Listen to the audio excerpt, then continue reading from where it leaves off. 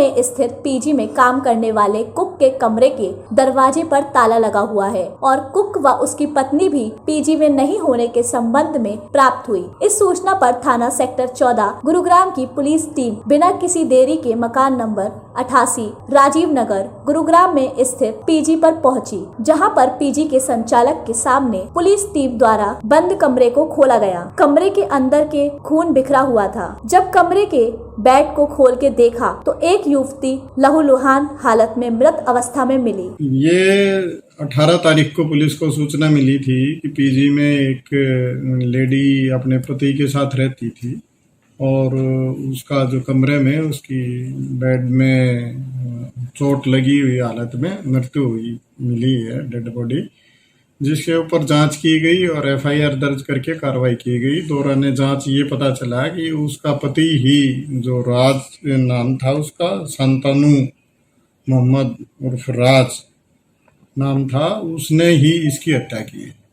Police team द्वारा fingerprint, FSL व scene of crime की पुलिस टीमों द्वारा घटना स्थल का निरीक्षण करवाया गया व मृतिका युवती को पोस्टमार्टम के लिए भिजवाया गया। घटना स्थल पर ही पीजी के संचालक उज्जवल पुत्र विजेंद्र सिंह निवासी गांव मुरादपुर टेकना थाना बहु अकबरपुर जिला रोहतक ने एक लिखित शिकायत के माध्यम से बतलाया कि इसने मकान नंबर 88 नजदीक सीआरपीएफ चौक राजीव नगर गुरुग्राम को किराए पर लिया हुआ है और इस मकान में यह पीजी चलाता।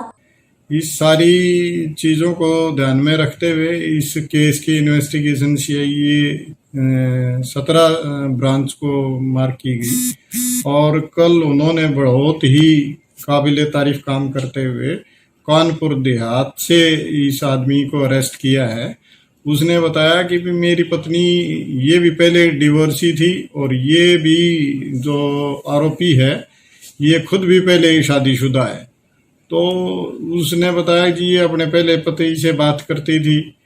लॉकडाउन होने की वजह से ये अपने घर चला गया था और इसकी पीजी पर सेकंड फ्लोर पर इसकी पीजी का कुक राज व उसकी पत्नी रहते थे। उसकी पत्नी का नाम शहनाज बीबी खातून था। वे दोनों पश्चिम बंगाल के रहने वाले थे। दिनांक 17 अप्रैल 2020 को इसके मामा सुधीर ने इसे बतलाया कि पीजी पर जो कुक रहता है वह पीजी पर नहीं है और उसका कमरा भी बंद है। इस सूचना पर ये अपने पीजी पर आया और इसने कुक का कमरा देखा जो बंद था, बाहर ताला लगा था, जिस पर इसने पीजी के सीसीटीवी फुटेज देखी कि वह पीजी से किस टाइम से गायब है।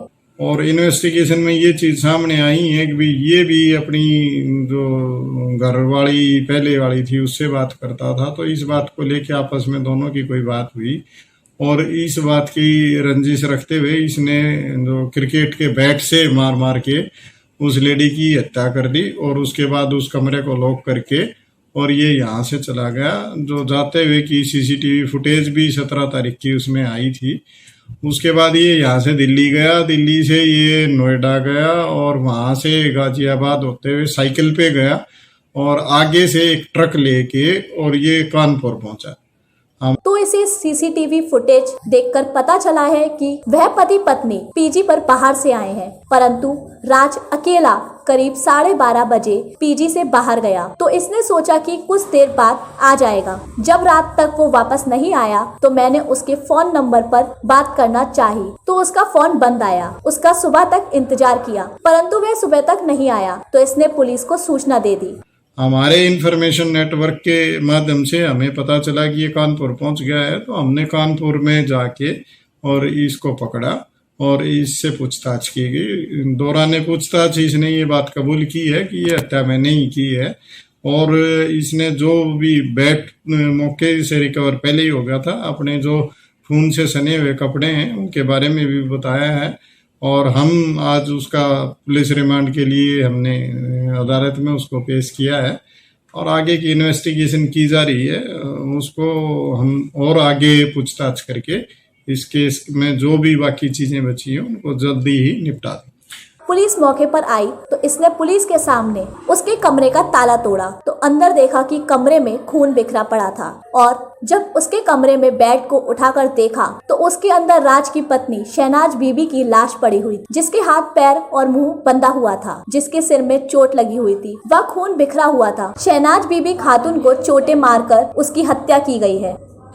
सर क्या काम करता था और क्या कुछ पहले भी आपराधिक रिकॉर्ड रहे हैं? ये कुक का काम करता था और वो दूसरी जो इसकी मिसेज थी वो भी पहले इसको हेल्प करती थी, वहीं इनकी जान पहचान हुई और फिर इन्होंने शादी कर ली थी। और ऐसा कोई क्रिमिनल रिकॉर्ड अभी तक सामने नहीं आया है, उसके बारे में भी वेस्ट बंगाल से पता किया जा रहा है, लेकिन अभी तक की जो इन्वेस्टिगेशन है उसमें यही चीज़ें सामने आई हैं कि भाई इसने इस रंजिश के कारण इसकी हत्या की।